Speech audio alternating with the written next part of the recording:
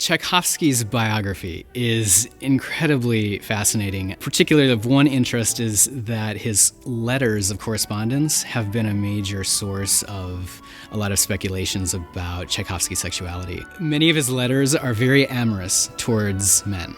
And we know that in his life he also talked about a real kind of fear of women. So the more explicit letters were released just recently. In fact, there's been a lot of, censorship, if you will, both by his family. Modeste, his brother, was also his biographer and covered a lot of initial letters that he didn't want to be exposed. And also the Soviet government did a lot of censorship on various letters that had come through. In fact, the biography of Tchaikovsky has actually almost changed every 10 years because of this. And in the initial statements, it was his homosexuality or perceived homosexuality that drove a lot of his turmoil. Then the scholarship started to look at all of the letters and see that Tchaikovsky actually led a very healthy sexual life, and that it wasn't necessarily homosexuality per se that caused him anguish. It was the relationships with certain people that he wasn't able to fulfill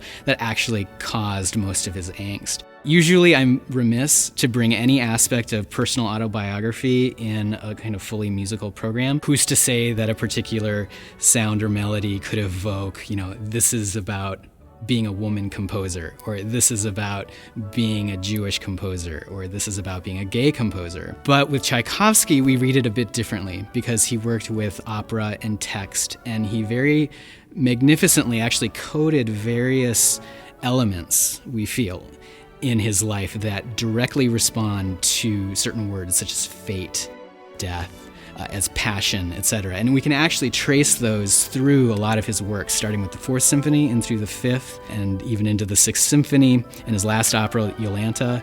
It's very interesting to go and just tease out some finer details that actually reveal quite a compelling case that Tchaikovsky is giving us some autobiographical depth, not just in little musical fragments, but actually in how he put the whole thing together.